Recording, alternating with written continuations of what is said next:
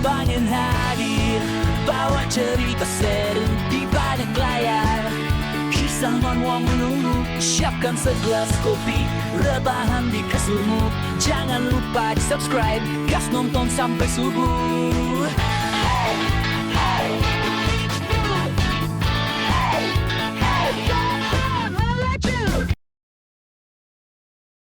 Gu Yongjin memanfaatkan pengaruh yang dimilikinya untuk menekan pihak Kejaksaan Distrik Jeonbuk. Melalui manuver politik yang sangat rapi dan sistematis tersebut, segala bentuk akar dari permasalahan yang sedang membelit Dewan Kota akhirnya berhasil diputus secara bersih serta tuntas, tanpa menyisakan sedikit pun keraguan. Pemandangan yang cukup dramatis pun mulai terlihat saat satu demi satu nama besar mulai tumbang dari kursi kekuasaan mereka. Sosok An Jung-yeon terlihat menyerahkan lembaran kertas yang sangat menentukan masa depan kariernya, yakni sebuah surat pengunduran diri yang ditulis dengan sangat formal. Langkah yang sama pun segera diikuti oleh Yo Heung-yu yang juga memberikan lembaran surat pengunduran diri serupa ke hadapan publik. Kehancuran faksi lama pun semakin terlihat nyata saat Min Byung-hee juga dipaksa untuk meletakkan jabatannya melalui sebuah surat yang sangat resmi. Satu persatu, lembaran-lembaran surat pengunduran diri tersebut mulai diserahkan secara berurutan sebagai bentuk pertanggungjawaban atas skandal yang telah terungkap. Dalam kurun waktu 1 hari yang sangat singkat, Dewan Kota Jeongju pun secara mendadak harus merasakan guncangan yang sangat hebat karena kehilangan 3 sosok kepala pimpinan utamanya secara sekaligus. Suasana kacau pun mulai menyelimuti gedung Dewan, di mana para anggotanya mengalami kebingungan menghadapi transisi kekuasaan yang begitu mendadak dan tak terduga tersebut. Melihat segala perkembangan situasi yang sedang terjadi dengan sangat cepat, sebuah gumaman penuh kepuasan pun muncul dari dalam diri sang Pak Tua yang selama ini mengamati dari balik layar. Sebuah pernyataan bahwa segala sesuatu telah berjalan tepat sesuai dengan rencana yang telah disusun sebelumnya pun diungkapkan olehnya. Disadari pula oleh sang Pak Tua bahwa di saat semua orang lain sedang terpencar serta berlarian dalam kondisi kebingungan yang sangat parah, sosok Cha Jae-rim justru secara alami muncul dan bertransformasi menjadi pemimpin dari sebuah kelompok baru yang solid. Sebuah keyakinan pun mulai tertanam di dalam pikiran sang Pak Tua bahwa saat ini hanya tersisa satu hal saja yang harus segera diselesaikan agar kemenangan mereka menjadi sempurna. Pada siang hari yang dipenuhi dengan ketegangan politik tersebut, kelompok politikus yang dikoordinir secara langsung oleh Jae-rim terlihat sedang berkumpul bersama untuk membahas langkah strategi selanjutnya. Sebuah pertanyaan yang dipenuhi dengan nada antusiasme pun mulai diajukan oleh salah seorang anggota Dewan kepada Cha Jae-rim mengenai apakah 5 posisi kepemimpinan di Dewan kini sudah benar-benar menjadi milik kelompok mereka sepenuhnya. Sebuah kecaman yang sangat tajam pun dilontarkan terhadap para lawan politik mereka, di mana jika orang-orang jahat atau bajingan tersebut masih memiliki setitik saja rasa hati nurani, maka mereka seharusnya memilih untuk diam dan segera melangkah mundur dari panggung kekuasaan.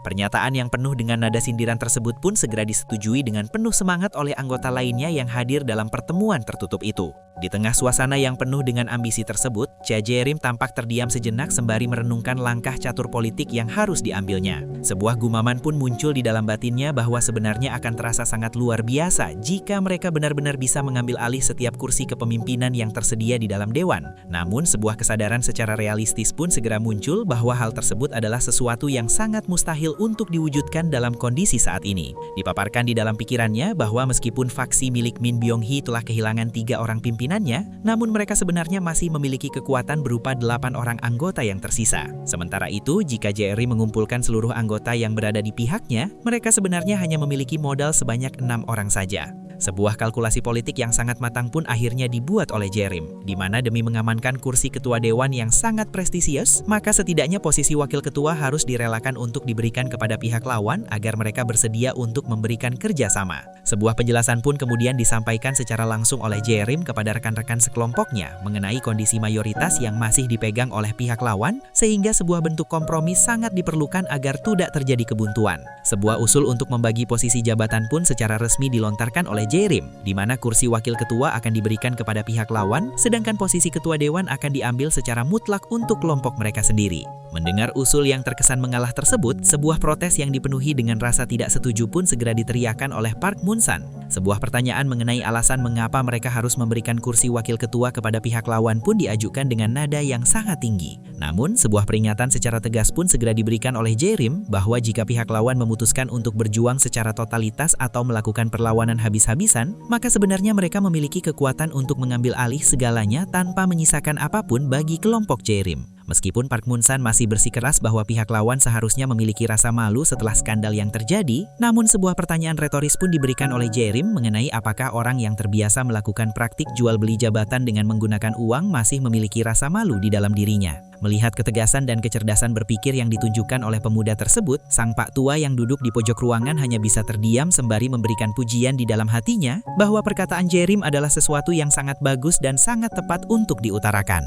Sebagai gantinya, sebuah rencana negosiasi pun dipaparkan oleh Jae-rim untuk mengamankan kursi ketua serta 2 kursi komite tetap bagi kelompok mereka. Sebuah pernyataan dukungan pun akhirnya diberikan oleh Lee Chae-baek yang menyatakan bahwa dirinya tidak memiliki tambahan apapun untuk dikatakan jika memang anggota Dewan Cha sudah memiliki keputusan seperti itu. Hal serupa pun disampaikan oleh Moon Oh-suk yang mengakui bahwa tanpa adanya peran serta kepemimpinan dari anggota Dewan Cha, bahkan bermimpi untuk mendapatkan kursi jabatan tersebut pun tidak akan berani mereka lakukan. Namun di tengah kesepakatan tersebut, sebuah pertanyaan yang bernada ragu pun muncul dari Choi Gil-yong mengenai bagaimana dengan nasib posisi-posisi lainnya. Sebuah teguran yang cukup tajam segera diberikan oleh sang pak tua agar ia tidak perlu berpura-pura merasa baik-baik saja dengan kehilangan kursi jabatannya. Diingatkan pula oleh sang pak tua bahwa tidak ada seorang pun di dalam ruangan tersebut yang bisa melangkah sejauh ini tanpa memiliki sebuah ambisi yang besar di dalam hatinya. Kebenaran dari ucapan sang pak tua tersebut pun segera diakui oleh Jae-rim di dalam benaknya, di mana ia sendiri sama sekali tidak ingin melepaskan atau menghilangkan kesempatan emas ini begitu saja. Sebuah penegasan pun diberikan di dalam batin Jae-rim bahwa karena dirinya lah yang telah menanggung segala bentuk risiko yang ada selama ini, maka ia sama sekali tidak akan menyerahkan imbalan atau hadiah atas perjuangan tersebut kepada orang lain dengan mudah.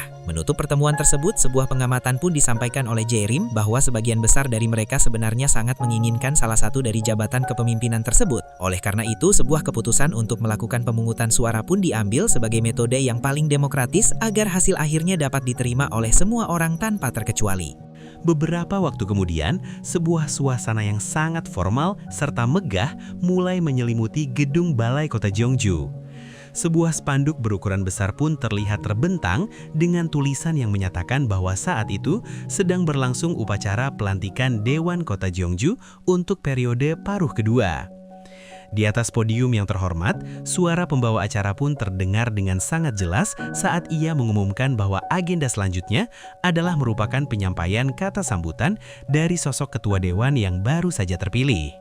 Dengan langkah yang sangat mantap dan penuh dengan rasa percaya diri, Cha Jae-rim pun berdiri di hadapan publik serta memberikan penghormatan kepada para senior dan kolega yang sangat ia hargai.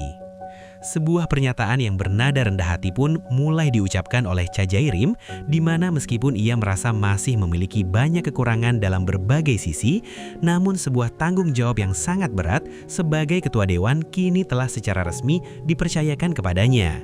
Diakui pula olehnya di hadapan halayak ramai bahwa Dewan Kota Jeongju memang baru saja melewati sebuah periode gejolak yang sangat memalukan serta sangat tidak terpuji.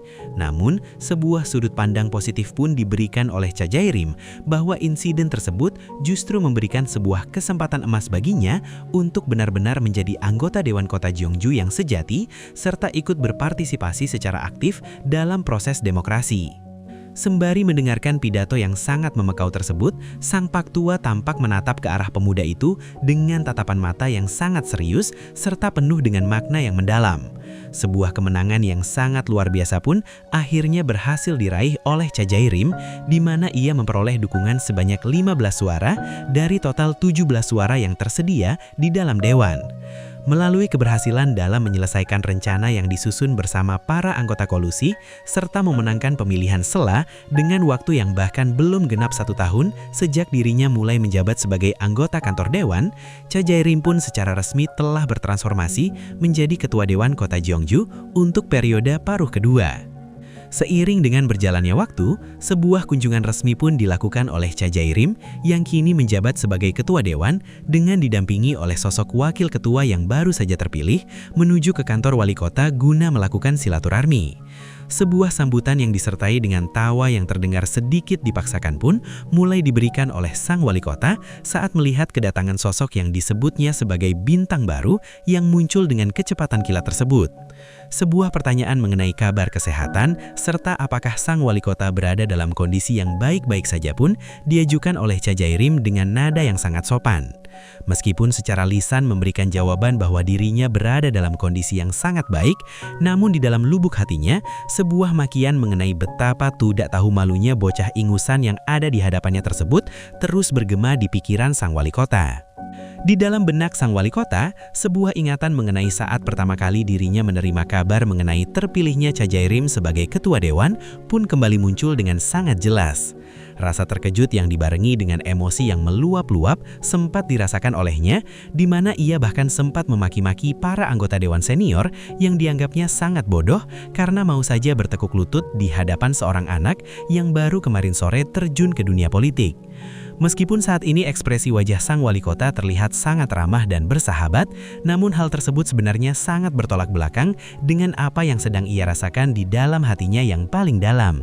Sebuah gumaman mengenai rasa ketidaknyamanan pun muncul di dalam batinnya, di mana kehadiran Tjajairim sebagai ketua dewan dianggap sebagai sebuah ancaman nyata yang akan mulai mengencangkan jeratan maut di leher kekuasaannya. Ucapan selamat yang bernada formal pun akhirnya tetap diberikan oleh sang wali kota atas terpilihnya kepemimpinan dewan yang baru, meskipun telah terjadi berbagai macam lika-liku serta kejutan yang sangat tidak terduga sebelumnya. Pengakuan mengenai status baru baik bagi ketua dewan maupun wakil ketua pun disampaikan olehnya dengan penuh basa-basi politik. Ucapan terima kasih pun segera disampaikan oleh sang wakil ketua menanggapi pernyataan wali kota tersebut. Janji mengenai upaya terbaik dari pihak administrasi kota Jeongju demi menjaga keamanan publik serta kesejahteraan masyarakat pun mulai dipaparkan oleh wali kota, sembari ia mengharapkan adanya sebuah kerjasama yang sangat kuat dari pihak legislatif. Pernyataan mengenai kesiapan untuk memberikan upaya terbaik sebagai bentuk kerjasama pun segera diberikan oleh Tjajairim dengan nada yang sangat meyakinkan. Namun, sebuah sindiran yang cukup tajam pun mulai dilontarkan oleh sang wali kota mengenai perlunya kerja keras dari pihak dewan untuk memulihkan kembali rasa kepercayaan masyarakat serta moralitas yang sempat hilang akibat kegaduhan yang terjadi sebelumnya. Sebuah persetujuan pun diberikan oleh Tjajairim dengan menyatakan bahwa setelah 3 orang anggota dewan mengambil tanggung jawab dan memutuskan untuk melangkah mundur, maka kini adalah merupakan waktu yang sangat tepat bagi orang-orang yang benar untuk mulai membangun sebuah rumah yang baru bagi demokrasi di kota tersebut. Mendengar pernyataan mengenai hanya orang-orang benar yang tersisa tersebut, sebuah sindiran balik pun kembali diberikan oleh wali kota yang menyatakan bahwa dirinya masih melihat ada sangat banyak wajah anggota dewan yang namanya tercantum di dalam surat janji kolusi, namun kenyataannya mereka masih tetap berada di sana sampai saat ini. Hal tersebut seketika membuat sang wakil ketua yang merasa sangat tersindir hanya bisa berdeham untuk menutupi rasa malunya. Sementara di dalam batin Tjajairim, ia pun baru menyadari dan membenarkan bahwa orang yang sedang mendampinginya saat ini pun sebenarnya merupakan bagian dari kelompok kolusi tersebut di masa lalu. Namun dengan penuh kecerdikan, Tjajairim pun tetap memberikan pembelaan bahwa 3 orang terburuk yang memegang tanggung jawab utama memang sudah pergi, sehingga anggota yang tersisa saat ini dapat dianggap baik-baik saja. Dengan penuh keberanian, Tjajairim pun meminta agar wali kota tidak mencampur adukan atau menyamakan sosok anggota dewan Min Byung-hee dengan mantan ketua serta wakil ketua yang lama. Dinyatakan pula oleh Tjajairim bahwa sebenarnya pelanggaran janji yang dilakukan oleh kedua pimpinan sebelumnya lah yang pada akhirnya memaksa anggota dewan Min Byung-hee untuk melakukan sebuah bentuk pengorbanan diri demi menjaga stabilitas dewan. Meskipun sang wali kota hanya bisa memberikan jawaban setuju dengan nada yang sangat kaku, namun di dalam batinnya ia terus menghina Tjajairim sebagai sosok bajingan yang sangat licik dan berbahaya. Karena merasa agenda silaturahmi sudah cukup, Tjajairim pun segera berpamitan karena ia memiliki agenda selanjutnya untuk pergi memberikan sapaan dan salam kepada sosok kepala polisi di kota tersebut. Setelah kepergian Tjajairim dari ruangannya, kemarahan yang sangat besar tampak ditahan oleh sang wali kota karena ia merasa baru saja dipermainkan dan dijadikan bahan lelucon oleh seorang bocah ingusan yang dianggapnya tidak tahu cara bersikap kepada seniornya.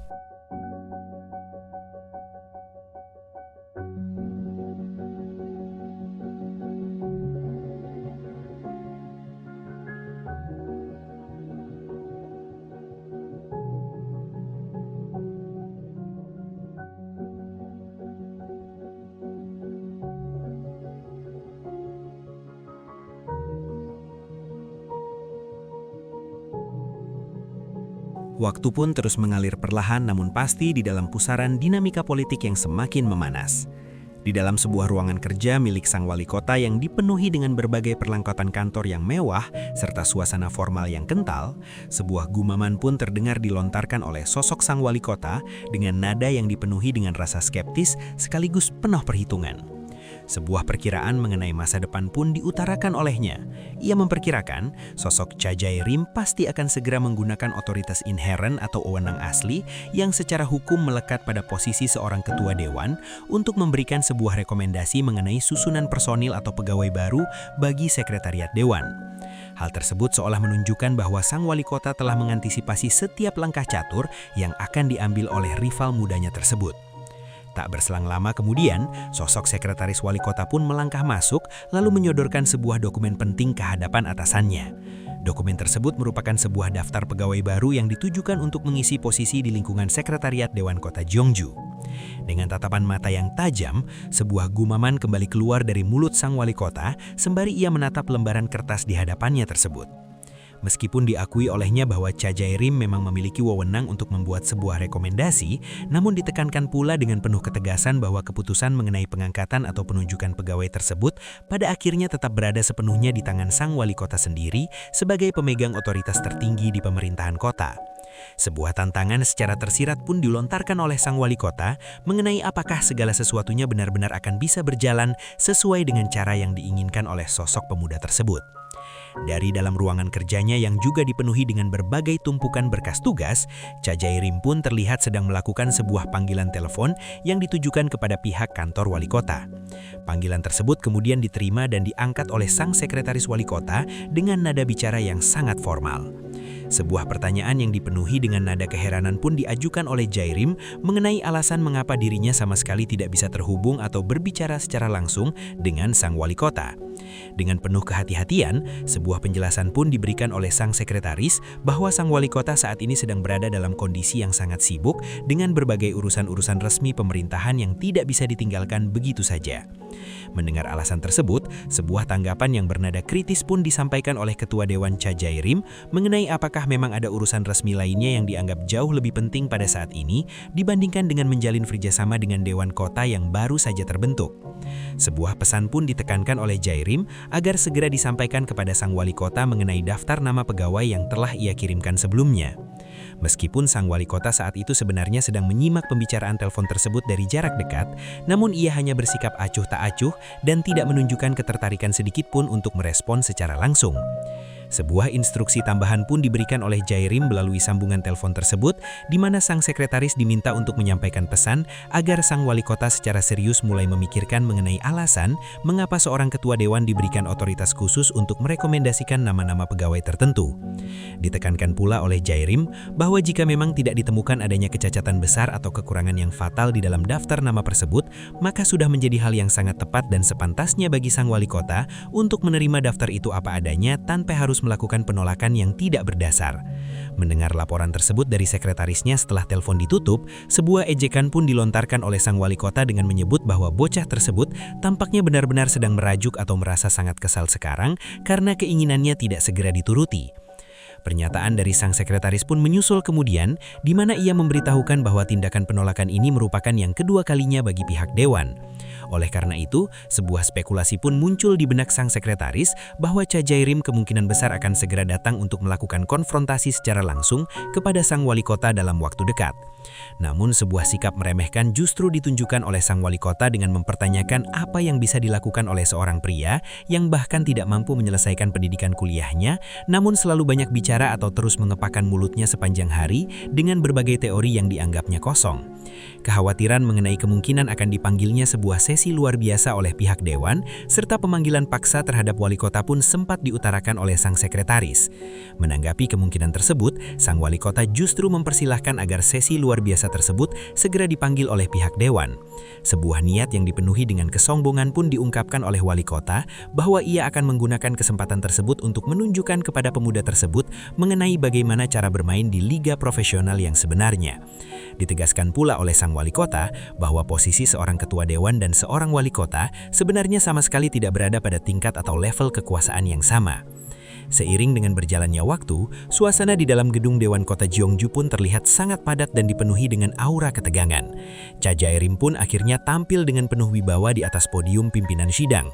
Sebuah pernyataan resmi mengenai kehadiran quorum pun segera disampaikan olehnya sebagai dasar yang sah untuk membuka jalannya sesi pleno pada hari itu. Sebuah ketukan palu sidang yang terdengar sangat mantap pun dilakukan oleh Jae-rim sebagai tanda dimulainya pertemuan penting tersebut.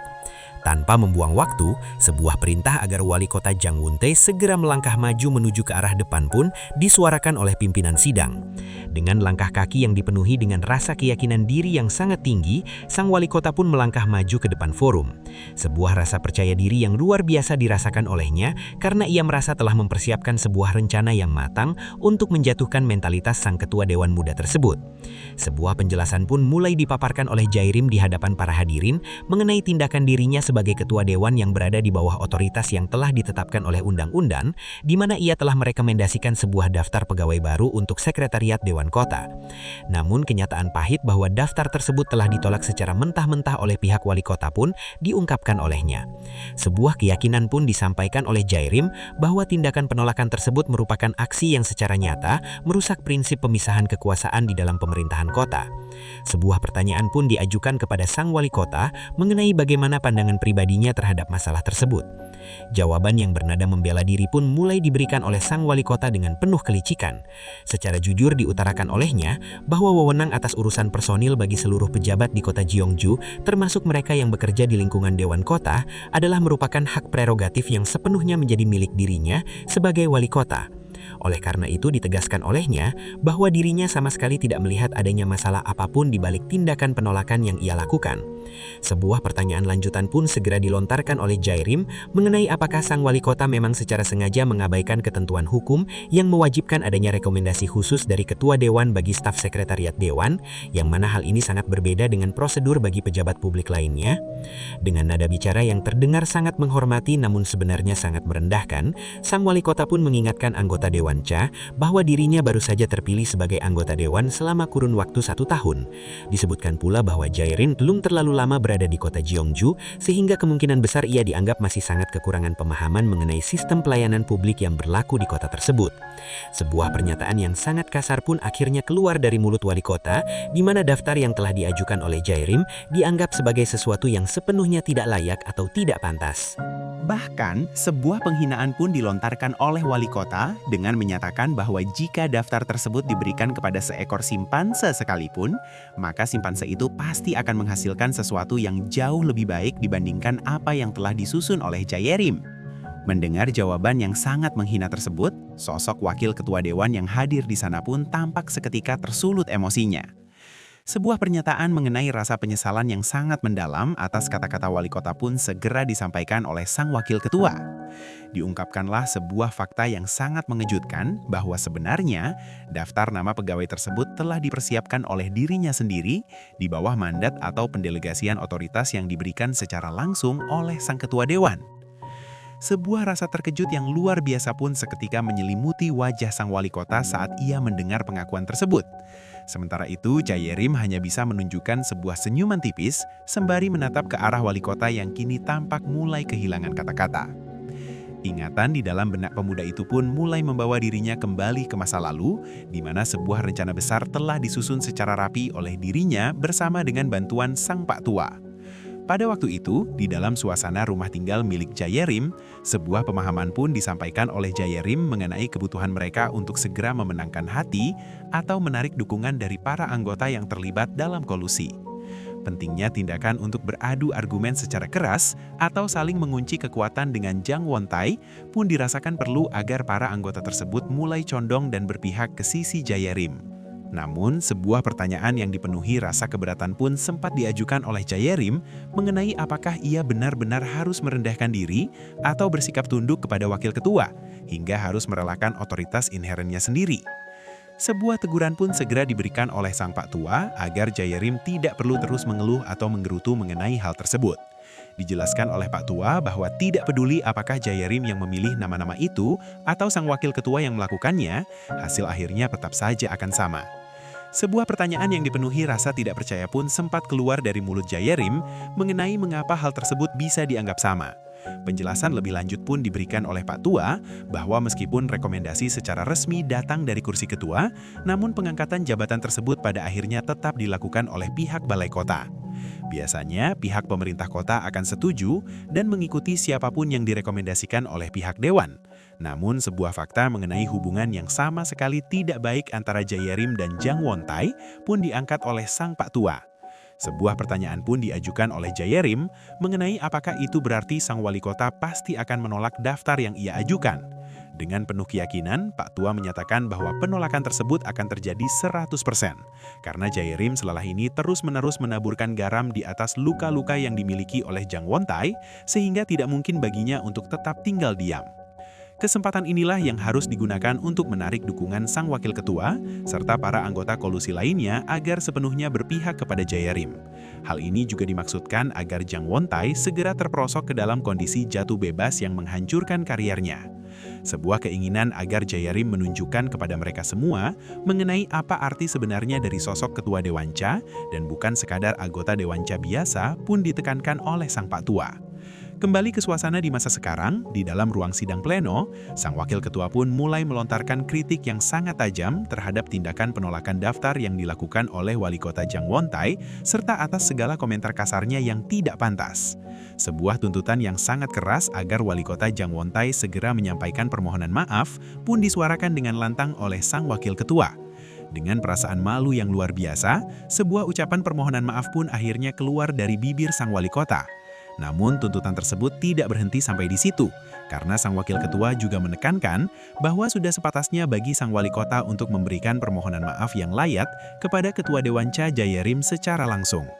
Sosok Jang Wontai pun terlihat mulai menundukkan kepalanya atau menurunkan ekornya di hadapan sang wakil ketua yang dianggap sebagai makelar kekuasaan atau pemegang kekuatan yang sesungguhnya di dalam dewan kota tersebut. Sebuah ucapan permohonan maaf pun akhirnya disampaikan oleh sang wali kota kepada ketua Dewanca dengan nada yang sangat rendah.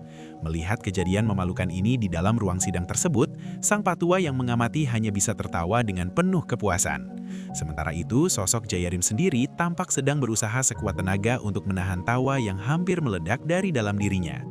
Sebuah pengakuan di dalam benak Jayarim pun muncul bahwa pada kali ini sebuah kemenangan yang sempurna telah berhasil diraih oleh dirinya. Pada waktu malam harinya, sebuah suasana makan malam yang hangat pun dilakukan oleh Jayarim bersama dengan rekan setianya Hamsol. Ucapan selamat atas keberhasilan yang baru saja diraih pun diberikan oleh Hamsol kepada atasannya tersebut. Ucapan terima kasih pun disampaikan oleh Jayarim, sembari ia menyatakan bahwa hidangan makan malam pada hari itu sepenuhnya akan menjadi traktir darinya atau ia yang akan membayar semuanya. Sebuah janji untuk menikmati hidangan tersebut pun diucapkan oleh Hamsol dengan penuh rasa syukur. Namun sebuah pertanyaan mengenai kondisi kesehatan mental Jayarim pun diajukan oleh Hamsol, mengingat saat ini seluruh wilayah kota Jeongju sedang berada dalam kondisi guncangan atau kehebohan yang luar biasa akibat insiden di dewan tersebut. Berdasarkan informasi yang beredar mulai dari surat kabar lokal hingga berita di televisi, segala sesuatunya tampak sangat memojokkan pihak wali kota. Di dalam sebuah kartun koran hari itu, diperlihatkan sebuah gambaran mengenai seekor simpanse yang hanya bisa melihat sesama simpanse lainnya. Selain itu, sebuah narasi mengenai perbandingan antara prinsip keadilan yang dimiliki oleh Jayarim dengan sifat egois yang dimiliki oleh Jang Wontai pun mulai menjadi sorotan utama. Berita di televisi pun memberitakan mengenai bagaimana sang ketua dewan yang baru saja menjabat justru diperlakukan sebagai seorang pemula oleh pihak wali kota. Namun pada akhirnya wali kota Jang Wontai harus menyampaikan permohonan maafnya dalam kondisi yang penuh penghinaan.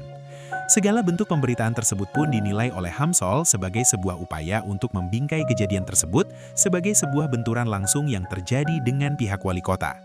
Menanggapi hal itu, Jayarim pun hanya bisa menyatakan bahwa hal tersebut adalah sesuatu yang tidak bisa dihindari dan memang sudah seperti itulah kenyataan yang terjadi. Pengamatan terhadap segala kejadian ini pun membuat Jayarim menyadari sesuatu yang sangat penting dalam perjalanan politiknya. Sebuah keaguman pun diungkapkan oleh Hamsol bahwa saat ini Jayarim benar-benar terasa sedang hidup di dalam sebuah dunia yang sepenuhnya berbeda dibandingkan dengan dirinya sendiri.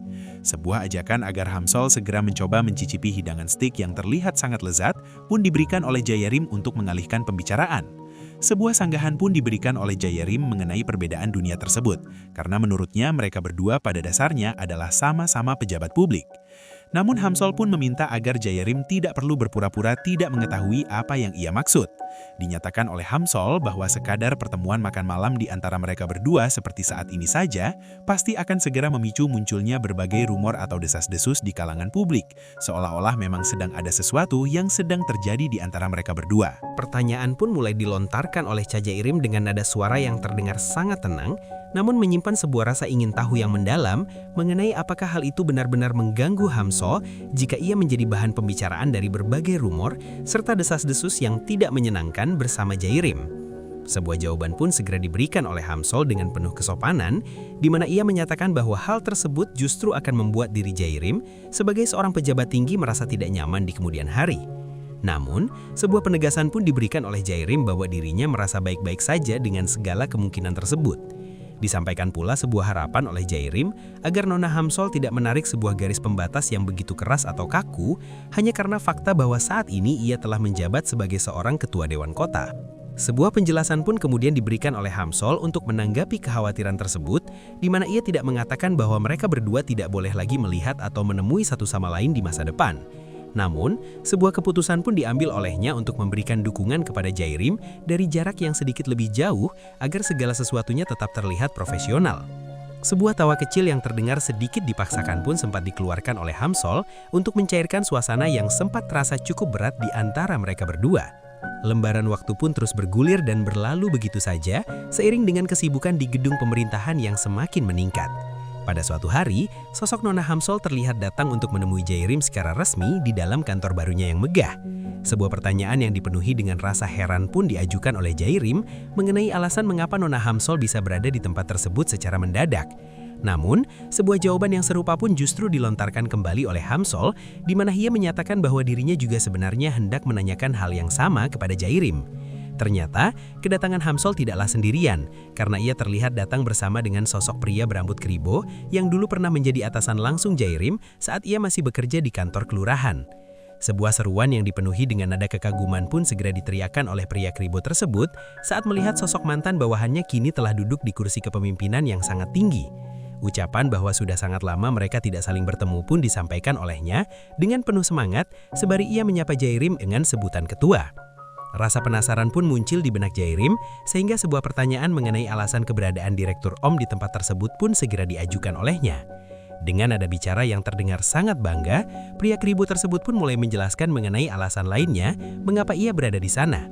Diungkapkanlah olehnya bahwa mulai hari ini, dirinya telah resmi diangkat menjadi Direktur Kantor Lampiran Dewan. Sementara Nona Hamsul juga telah ditugaskan secara resmi sebagai seorang anggota staf yang melekat secara khusus pada kantor Ketua Dewan. Sebuah gumaman yang dipenuhi dengan pemikiran mendalam pun muncul di dalam batin Jairim mengenai penunjukan personil yang baru saja terjadi tersebut. Sebuah kesimpulan pun diambil olehnya bahwa pada akhirnya, Wali Kota Jang Won-tae benar-benar telah mengabaikan daftar nama yang sebelumnya telah diserahkan oleh sang wakil ketua dan lebih memilih untuk mendorong masuk orang-orang pilihannya sendiri. Disadari pula oleh Jairim bahwa bagaimanapun juga, sang wali kota tidak akan mungkin bisa hanya duduk diam dan menonton begitu saja ketika melihat sosok Cha Jairim yang telah berhasil mengamankan suara mayoritas, mulai menjalankan tugas-tugasnya dengan penuh kompetensi. Pemandangan yang sangat asing pun mulai terlihat di dalam gedung dewan, di mana mulai dari posisi sopir dan seterusnya, tempat tersebut tiba-tiba saja dipenuhi oleh wajah-wajah baru yang tidak dikenal oleh Jairim sebelumnya. Bahkan kenyataan bahwa saat ini Direktur Om dan Nona Hamsul juga berada di sana pun menjadi sebuah tanda tanya besar baginya. Sebuah instruksi pun segera diberikan oleh Jairim kepada Nona Hamsul agar ia melangkah masuk ke dalam ruangan kantor ketua untuk sejenak guna membicarakan sesuatu yang bersifat pribadi. Di dalam ruangan yang tenang tersebut, sebuah gumaman penuh penyesalan pun muncul di dalam batin Hamsul. Sebuah pemikiran terlintas di benaknya bahwa jika saja ia mengetahui hal semacam ini akan terjadi, maka ia seharusnya tidak perlu mengatakan kata-kata mengenai penarikan diri tersebut saat mereka bertemu di akhir pekan yang lalu. Sebuah makian terhadap dirinya sendiri pun sempat terlontar di dalam pikirannya karena merasa telah membuang keberanian yang sudah dikumpulkannya dengan susah payah. Sembari menawarkan secangkir kopi yang masih hangat, sebuah pengamatan pun disampaikan oleh Jairim bahwa Nona Hamsul tampak terlihat sangat kaku atau tegang hari ini. Disebutkan pula oleh Jairim bahwa biasanya Hamsul bukanlah tipe orang yang akan membeku atau menjadi kaku seperti itu, bahkan saat ia sedang berusaha untuk bersikap sangat sopan sekalipun. Sebuah pengakuan pun diberikan oleh Hamsul mengenai sebuah papan nama yang bertuliskan Ketua Cajairim yang terpampang jelas di sana. Diungkapkannya bahwa benda tersebut telah membuat tangannya menjadi gemetar dan telapak tangannya mengeluarkan keringat dingin karena merasa tertekan oleh kewibawaan jabatan tersebut. Sebuah tawaran yang bernada gurauan pun diberikan oleh Jairim mengenai apakah sebaiknya ia membalikan saja papan nama tersebut agar mereka berdua bisa berbicara dengan perasaan yang lebih nyaman dan santai. Jawaban yang bernada sangat formal diberikan oleh Hamsul bahwa jika hal tersebut memang merupakan sebuah perintah dari sang ketua dewan, maka ia akan mematuhinya dengan sepenuh hati. Nama Nona Hamsul pun dipanggil dengan nada yang lembut oleh Jairim untuk mencoba mencairkan ketegangan yang ada. Sebuah tawa kecil pun akhirnya keluar dari mulut Hamsul, sembari ia menyatakan bahwa dirinya hanya sedang bercanda dan ia sudah sangat memahami maksud dari Jairim. Ucapan terima kasih atas kopi yang diberikan pun disampaikan olehnya dengan janji bahwa ia akan sangat menikmati minuman tersebut. Namun, sebuah permohonan maaf pun segera diucapkan oleh Jairim kepada Hamsul atas situasi yang terjadi. Disampaikan rasa penyesalan oleh Jairim karena Hamsul kini harus ikut terseret atau terlibat di dalam urusan pribadinya dan akhirnya berakhir menjadi seorang karyawan sekretariat dewan. Sebuah nasib yang diyakini oleh Jairim tidak pernah diinginkan atau didaftarkan olehnya. Sebuah sanggahan pun segera diberikan oleh Hamsul, menyatakan bahwa posisi ini sebenarnya jauh lebih baik jika dibandingkan dengan harus bekerja di kantor kecamatan yang membosankan. Namun, sebuah pertanyaan yang dipenuhi rasa penasaran pun diajukan oleh Hamsul mengenai alasan mengapa Jairim membawa Direktur Om ke tempat tersebut. Penjelasan pun segera diberikan oleh Jairim bahwa sosok Direktur Kantor Lampiran memiliki tugas untuk mengelola seluruh jadwal kegiatan dari sang ketua dewan. Oleh karena itu, diyakini oleh Jairim bahwa Wali Kota Jang kemungkinan besar memang sengaja mengirimkan Direktur Om untuk mengawasi atau memantau segala gerak-geriknya. Hal yang sama pun kemungkinan besar berlaku untuk diri Nona Hamsul. Keraguan pun muncul di dalam pikiran Hamsul mengenai apakah penempatan ini dilakukan dengan niat-niat yang baik atau justru sebaliknya. Sebuah pertanyaan retoris pun diajukan olehnya, apakah pihak Balai Kota sedang merencanakan sesuatu untuk secara sengaja memicu munculnya semacam skandal di masa depan. Namun, sebuah penegasan diberikan olehnya bahwa asalkan mereka berdua bisa bersikap sangat hati-hati, maka segala sesuatunya diyakini dapat dikelola dengan baik. Sebuah ancaman pun diberikan oleh Hamsul bahwa jika memang Direktur Om mencoba melakukan sesuatu yang mencurigakan, maka ia tidak akan segan-segan untuk memberikan pelajaran atau menusuknya dengan tegas. Kehadiran Hamsul pun diakui oleh Jairim sebagai sesuatu yang sangat menenangkan dan memberikan rasa aman baginya. Sebuah komitmen pun dinyatakan oleh Jairim bahwa mulai saat ini, tidak akan ada lagi situasi-situasi di mana mereka berdua akan hanya berada berduaan saja di dalam ruang kantor tersebut. Sebuah janji pun diberikan oleh Jairim bahwa selama berada di dalam lingkungan Balai Kota, ia akan memperlakukan Hamsul dengan sebuah sikap yang sangat ketat dan profesional sebagaimana mestinya. Persetujuan pun diberikan oleh Hamsul bahwa hal itulah yang seharusnya dilakukan. Bahkan sebuah gurauan pun diberikan oleh Jairim agar Jairim jangan merasa terlalu sakit hati di kemudian hari ketika ia mulai bersikap dingin terhadapnya. Pernyataan bahwa memang begitulah hal tersebut seharusnya berjalan disetujui oleh Jairim. Sejenak pembicaraan mereka terhenti dan Jairim pun segera beranjak ke arah pintu ruangannya untuk memanggil seseorang. Sebuah panggilan pun ditujukan kepada pria keribo tersebut di mana ia menyapanya sebagai Direktur Om dan memintanya untuk segera masuk ke dalam ruangan. Dengan penuh semangat, Direktur Om pun mulai masuk sembari memberikan janji bahwa ia akan melayani sang ketua dengan penuh ketulusan dan kejujuran yang tertinggi. Namun, sebuah sindiran halus pun segera dilontarkan oleh Jairim bahwa mendukung seseorang yang sebenarnya memiliki pangkat atau peringkat di bawahnya di masa lalu, pastilah bukan sesuatu yang bisa dinikmati oleh Direktur Om. Sebuah tawa pun dikeluarkan oleh pria keribo tersebut sembari menyatakan bahwa hal tersebut sama sekali tidak menjadi masalah karena kondisi saat ini sudah sangat berbeda. Ia pun meminta agar segala urusan manajemen jadwal serta tugas-tugas di kantor ketua dewan diserahkan sepenuhnya kepadanya tanpa perlu ada rasa khawatir sedikit pun. Namun, sebuah pernyataan pun diberikan oleh Jairim bahwa sebenarnya alasan itulah yang mendasari mengapa ia memanggil mereka berdua secara bersamaan. Diumumkanlah sebuah keputusan oleh Jairim bahwa mulai dari sekarang, Nona Hamsul yang akan menangani seluruh urusan manajemen jadwal serta segala bentuk sambungan telepon yang masuk kepadanya. Sebuah permintaan yang sangat tegas pun diberikan kepada Direktur EOM agar ia sama sekali tidak mencampuri atau mengganggu segala bentuk tugas yang telah diberikan kepada Nona Hamsul tersebut. Reaksi yang dipenuhi rasa terkejut pun ditunjukkan oleh Direktur EOM saat mendengar pembatasan tugas tersebut, di mana ia merasa bahwa apa yang diputuskan oleh ketua adalah sesuatu yang tidak terduga. Sebuah pertanyaan yang bernada menantang pun diajukan oleh Jairim mengenai apakah Direktur EOM memiliki sebuah keberatan atas keputusan tersebut. Meskipun menyatakan tidak berkeratan, namun sebuah pertanyaan mengenai apa yang seharusnya ia lakukan pun diajukan oleh Direktur EOM. Ia merasa bahwa jika tugas-tugasnya dibatasi dengan cara seperti itu, maka ia hampir tidak akan memiliki pekerjaan yang bisa dikerjakan di kantor tersebut.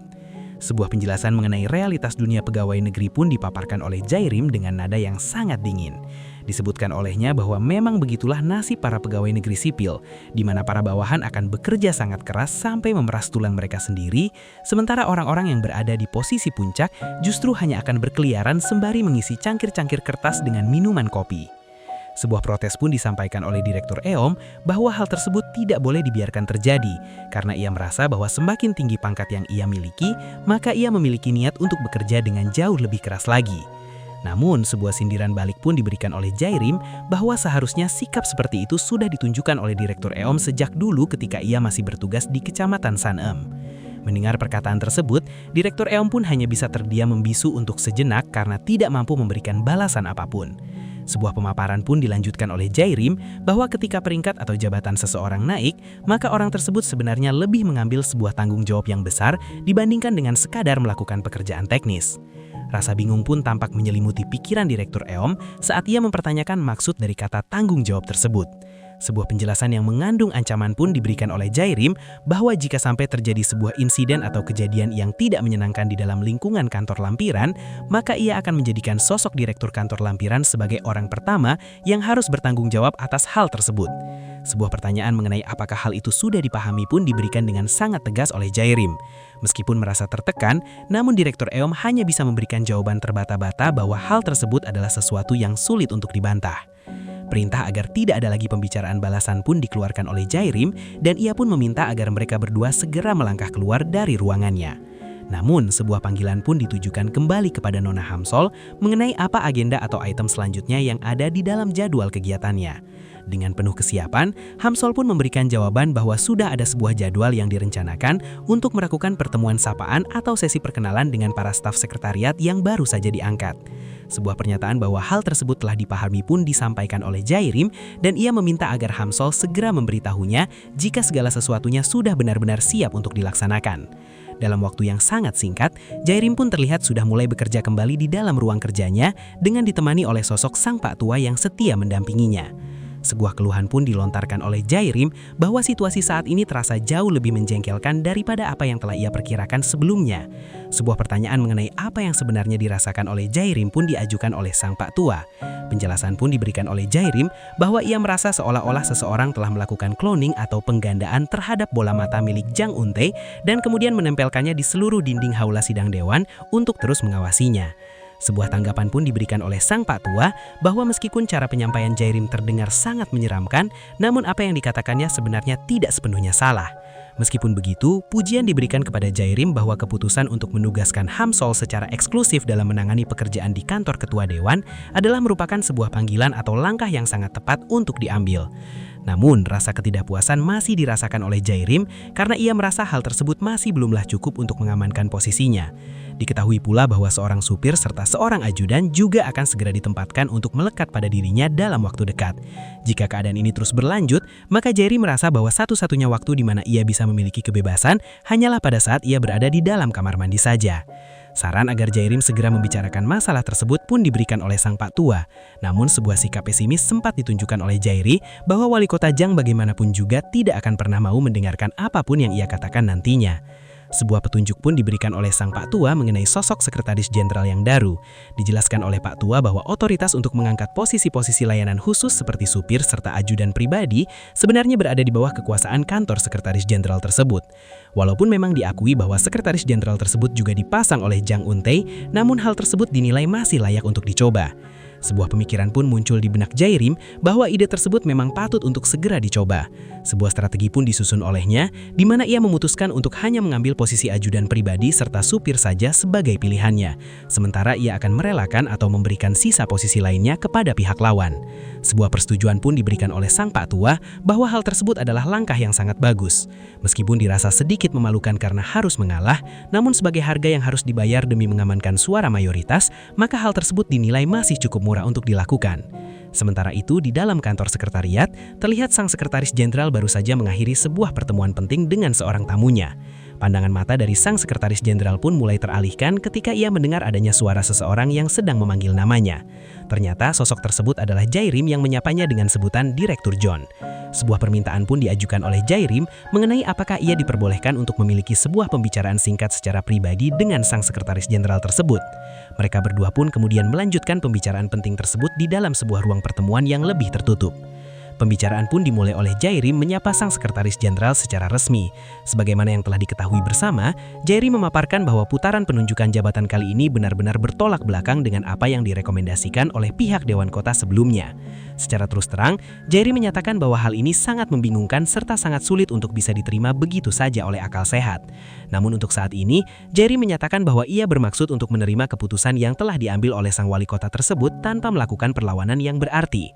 Mendengar pernyataan tersebut, Direktur John pun memberikan tanggapan bahwa apa yang dikatakan oleh Ketua Dewan terdengar seperti pilihan yang sangat bijaksana bagi dirinya sendiri. Namun, sebuah permintaan tambahan pun diajukan oleh Jairim dengan penuh ketegasan.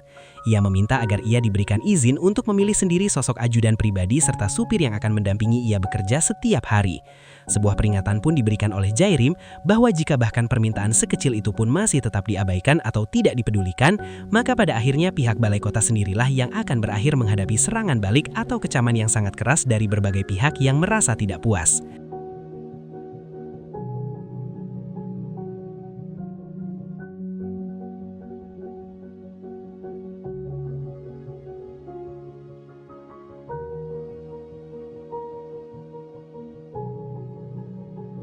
Waktu pun terus bergulir. Di dalam kantor wali kota, sebuah pertemuan penting sedang berlangsung antara dua sosok pemegang kendari pemerintahan. Sebuah saran yang bernada sangat serius pun dilontarkan oleh sosok sekretaris jenderal kepada sang wali kota yang sedang duduk di kursi kebesarannya. Disampaikan oleh sang sekjen bahwa sudah saatnya bagi mereka untuk membiarkan Ketua Dewan Cajairim memilih sendiri sosok ajudan pribadi serta supir yang akan mendampinginya bekerja setiap hari tanpa ada intervensi lebih lanjut. Mendengar saran tersebut, sebuah seruan yang dipenuhi dengan rasa tidak setuju pun seketika keluar dari mulut sang wali kota, sembari memanggil sosok di hadapannya tersebut dengan sebutan Hyung Nim. Namun, sebuah nasihat politik yang sangat bijaksana segera diberikan kembali oleh sang sekjen kepada wali kota Jang Won-tae. Diingatkan olehnya bahwa sang wali kota sebenarnya sudah melangkah maju sebanyak 10 langkah dalam permainan kekuasaan ini. Sehingga untuk saat ini, mengambil hanya 1 langkah mundur saja adalah merupakan sebuah tindakan yang sangat diperlukan demi menjaga keseimbangan. Rasa frustrasi yang sangat besar tampak jelas menyelimuti wajah sang wali kota saat ia memberikan tanggapan atas nasihat tersebut. Sebuah keberatan pun disampaikan oleh wali kota Jang mengenai alasan mengapa dirinya mengirim sang sekjen ke lingkungan dewan, yang mana tujuan utamanya adalah untuk menjaga agar tangan dan kaki Cajairim tetap terikat kuat sehingga ia tidak bisa bergerak bebas. Sebuah pertanyaan yang dipenuhi nada kecurigaan pun diajukan mengenai di pihak manakah sebenarnya sang sekjen sekarang berada, karena tindakannya dianggap justru lebih membela kepentingan pihak lawan. Dengan sikap yang sangat tenang, sang sekjen pun memberikan jawaban bahwa dirinya sangat mengetahui dan memahami kondisi yang sedang terjadi. Diakui olehnya bahwa meskipun sosok Ketua Dewan Cajairim saat ini terlihat seperti seorang pemula atau anak baru yang hijau di dunia politik, namun ada sebuah hukum alam yang harus tetap diwaspadai. Sebuah pepatah pun diingatkan kembali olehnya bahwa ketika merasa terpojok atau berada dalam kondisi yang sangat terdesak, bahkan seekor tikus pun pada akhirnya akan memiliki keberanian untuk menggigit seekor kucing, dan hal itulah yang harus sangat mereka hindari. Sembari memberikan penjelasan tersebut, sebuah ingatan mengenai ancaman yang pernah dilontarkan oleh Cajairim pun kembali muncul di dalam benak sang sekjen. Di dalam ingatannya tersebut, Cajairim pernah menyatakan dengan sangat tegas bahwa jika segala upayanya masih tetap tidak membuahkan hasil, maka ia tidak akan segan-segan untuk meminta sebuah interpretasi hukum yang berwenang dari Kementerian Perundang-undangan pemerintah. Bahkan sebuah ancaman untuk mengenakan ikat kepala protes dan melakukan aksi perlawanan secara habis-habisan pun pernah diutarakan oleh pemuda tersebut jika memang hal itu diperlukan demi menuntut hak-haknya.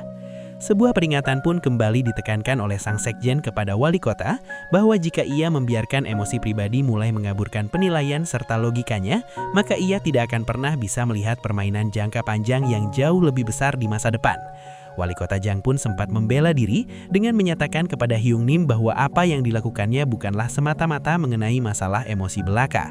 Namun sang sekjen kembali menegaskan bahwa jika wali kota bisa menyelesaikan masa jabatannya dengan tenang tanpa ada kegaduhan yang berarti, maka kemenangan dalam pemilihan ulang atau re-election pada dasarnya sudah berada di dalam genggamannya dan terjamin sepenuhnya. Apalagi dengan hilangnya sosok Yo Heung-gyu dari panggung politik, sebuah pertanyaan retoris pun diajukan mengenai siapa lagi yang sebenarnya akan memiliki keberanian untuk menantang posisi sang wali kota saat ini.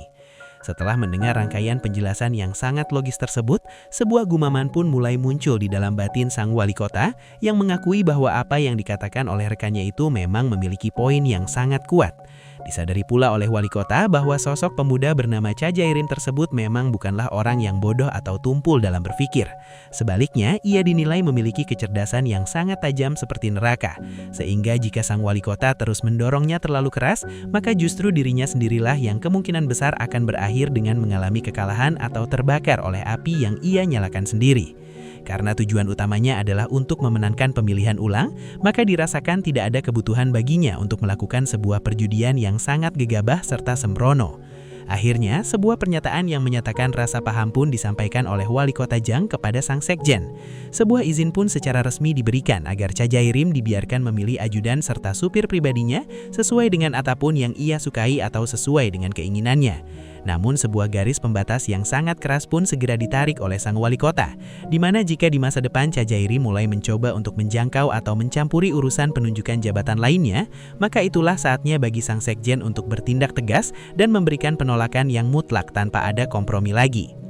Berpindah ke situasi yang sedang dialami oleh Cha Jae-rim pada saat ini di dalam ruang kerjanya, sebuah keluhan pun sempat dilontarkan oleh Cha Jae-rim mengenai betapa dirinya benar-benar telah mengambil jalan yang sangat panjang serta berliku hanya sekedar merebut kembali apa yang sebenarnya seharusnya menjadi hak yang sangat jelas dan nyata bagi posisinya.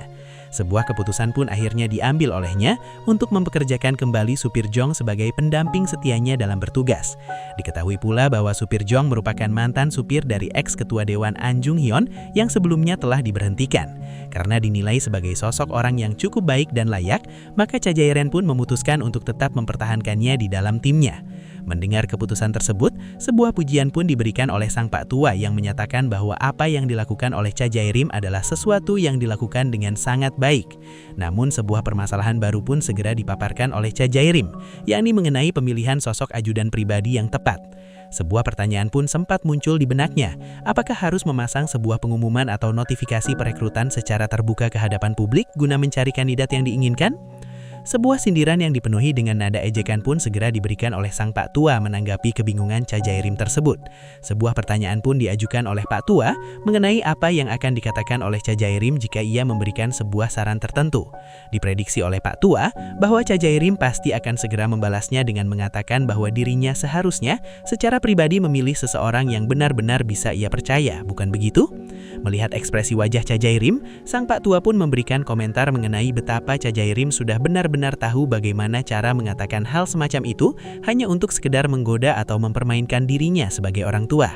Sebuah tanggapan pun diberikan oleh Cha Jae-rim dengan menggunakan sebuah pepatah bahwa bahkan seekor anjing yang tinggal di sekolah desa pun akan bisa melafalkan puisi setelah lewat waktu. 3 tahun diakui oleh Cha Jae-rim bahwa setidaknya ia telah mempelajari hal sebanyak itu selama ia terjun ke dunia politik.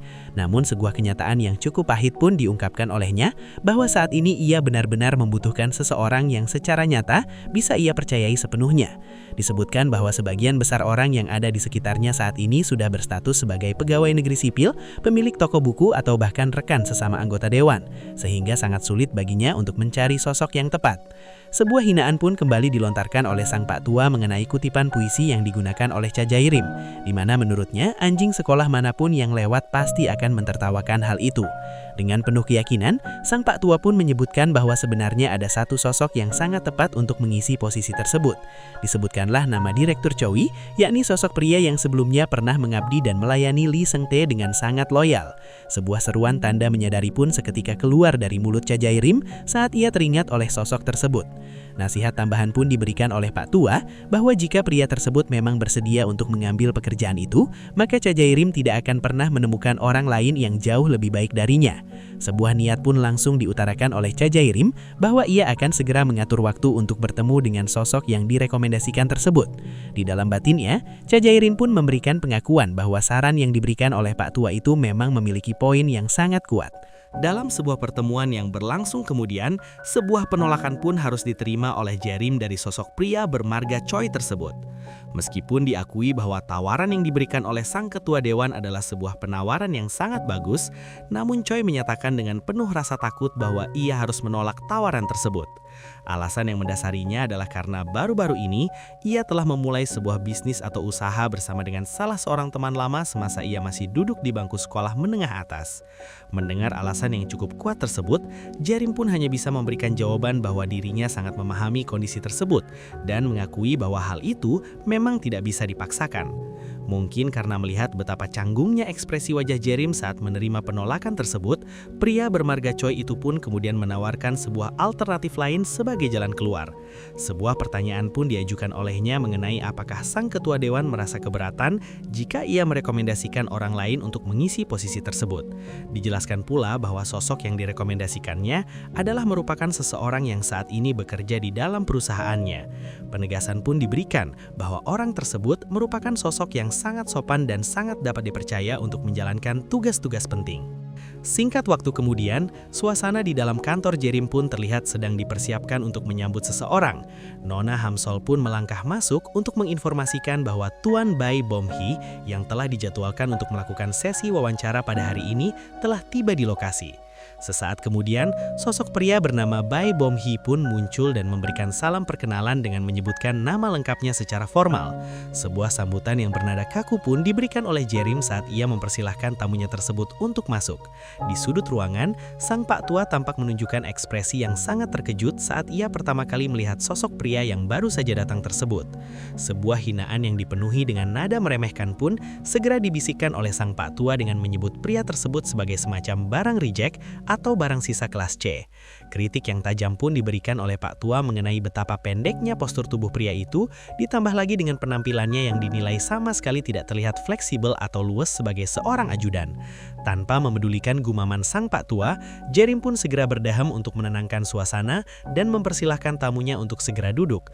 Sebuah pertanyaan pun diajukan oleh Jae-rim mengenai latar belakang pendidikan tamunya yang pernah menempuh studi di luar negeri, tepatnya di negara Rusia. Jawaban singkat berupa kata ya pun diberikan oleh Bae Bom-hee untuk membenarkan pertanyaan tersebut. Sebuah pujian pun disampaikan oleh Jae-rim mengenai bakat bahasa yang tampaknya dimiliki oleh pria di hadapannya tersebut, yang mana hal itu kembali dijawab dengan kata ya yang sangat singkat. Pertanyaan mengenai apakah ia memiliki ketertarikan di bidang politik pun diajukan oleh Jae-rim, yang lagi-lagi hanya dijawab dengan jawaban yang sama. Jae-rim pun kemudian memberikan sebuah penjelasan yang sangat krusial mengenai status pekerjaan tersebut, di mana posisi yang ditawarkan adalah merupakan posisi jangka tetap selama 2 tahun saja. Ditekankan pula bahwa dirinya sama sekali tidak bisa memberikan jaminan mengenai kelangsungan pekerjaan setelah periode tersebut berakhir. Dalam konteks pemerintahan, dijelaskan bahwa jabatan tersebut merupakan pejabat publik jangka tetap, yakni seorang pelayan publik yang ditunjuk berdasarkan undang-undang untuk melakukan tugas-tugas pendukung seperti menjadi ajudan atau sekretaris, atau untuk menjalankan tugas-tugas spesifik lainnya. Mendengar rangkaian jawaban yang sangat singkat tersebut, sebuah ejekan pun kembali dilontarkan oleh sang Pak Tua mengenai apakah bocah tersebut menderita semacam penyakit di mana ia akan mati jika harus berbicara lebih dari 2 kata dalam satu kalimat. Pembicaraan pun dilanjutkan oleh Jae-rim dengan menyebutkan bahwa dirinya sebenarnya dirujuk atau direkomendasikan oleh direktur, yang maksudnya adalah Presiden Choi, untuk menemui Bae Bom-hee. Namun ditekankan oleh Jae-rim bahwa keinginan pribadi dari orang yang bersangkutanlah yang pada akhirnya akan menjadi hal yang paling penting bagi dirinya. Sebuah pertanyaan inti pun diajukan oleh Jae-rim mengenai apakah Bae Bom-hee benar-benar menginginkan pekerjaan tersebut. Sekali lagi, sebuah jawaban ya pun diberikan dengan sangat mantap oleh pria tersebut. Guna menguji keseriusan tamunya, Jerim pun mengajukan sebuah skala penilaian, di mana jika angka 1 mewakili perasaan tidak ingin melakukannya dan angka 10 mewakili perasaan sangat ingin melakukannya, maka ia menanyakan nomor berapakah yang saat ini dirasakan oleh Bae Bom-hee. Sebuah jawaban yang menyebutkan angka 9 pun segera diberikan oleh pria tersebut. Rasa penasaran pun muncul di benak Jerim, sehingga ia menanyakan alasan mengapa angka 9 yang dipilih dan bukannya angka 10.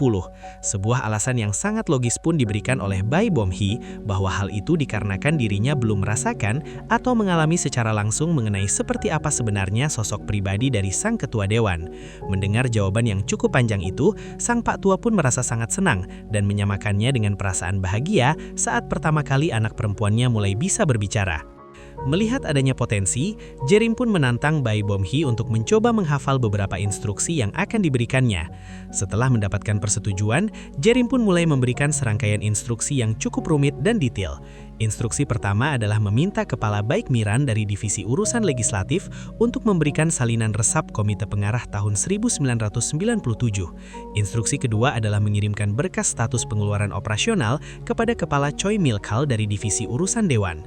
Instruksi ketiga adalah membuatkan 2 cangkir kopi, di mana 1 cangkir harus berisi 2 sugar dan 1 creamer, sedangkan cangkir lainnya hanya berisi 1 sugar saja. Dan instruksi terakhir yang bernada candaan adalah meminta Direktur Em Jusang dari kantor lampiran untuk pergi mati saja. Dengan luar biasa, pria tersebut pun mampu mengulangi setiap kata dari instruksi yang diberikan oleh Jerim dengan sangat lancar tanpa ada satu pun bagian yang terlewatkan. Sebuah pertanyaan jebakan pun diberikan oleh Jerim mengenai apa sebenarnya nama pemberian atau nama depan dari Kepala Choi dan Kepala Baek yang ia sebutkan tadi. Sebuah jawaban yang sangat cerdas pun diberikan oleh Bae Bom-hee, di mana ia menyatakan bahwa jika ia hanya berfokus pada penghafalan nama, maka ia tidak akan mampu mengingat sisa instruksi lainnya yang jauh lebih penting. Sebuah pertanyaan pengujian kembali dilontarkan oleh Jerim mengenai bagaimana jika ternyata ada 2 orang kepala divisi yang memiliki marga Choi di dalam urusan dewan. Dengan penuh keyakinan, Bae Bom-hee menjawab bahwa karena hanya ada 1 orang saja yang bertanggung jawab atas pengeluaran operasional, maka pelaksanaan perintah tersebut dipastikan tidak akan menjadi sebuah masalah yang berarti. Mendengar hal tersebut, sebuah pengakuan pun diberikan oleh sang Pak Tua bahwa pria tersebut sebenarnya memiliki kemampuan yang jauh lebih baik daripada Jerim sendiri. Sebuah pembenaran di dalam batin Jerim muncul mengenai kebenaran dari apa yang dikatakan oleh sang Pak Tua. Disadari oleh Jerim bahwa jika saja ia berada di posisi tersebut, ia pasti sudah akan tersandung atau melakukan kesalahan saat harus menyebutkan nama Choi Mil-al. Bahkan jika ia berhasil menghafal semuanya, ia merasa pasti akan berbicara dengan terbata-bata saat harus menyampaikan instruksi terakhir yang konyol tersebut. Dibandingkan dengan dirinya, Bae Bom-hee dinilai memiliki daya ingat yang tanpa pelah dan kemampuan penilaian situasi yang sangat tajam. Akhirnya sebuah keputusan pun diambil oleh Jerim sembari memanggil nama lengkap pria tersebut. Diberitahukanlah oleh Jerim bahwa Bae Bom-hee sudah bisa mulai bekerja di kantornya mulai besok. Sebuah jawaban ya yang penuh kepatuhan pun kembali diberikan oleh pria tersebut.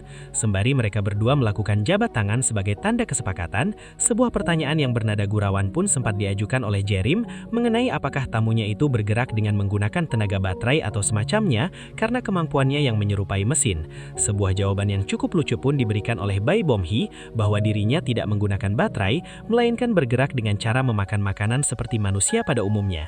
Melalui berbagai macam liku-liku dan kejutan yang tidak terduga, Jerim pun akhirnya mendapatkan sebuah hadiah yang sangat berharga, yakni seorang ajudan yang bisa dipercaya yang akan bekerja mendampingi dirinya selama 2 tahun ke depan.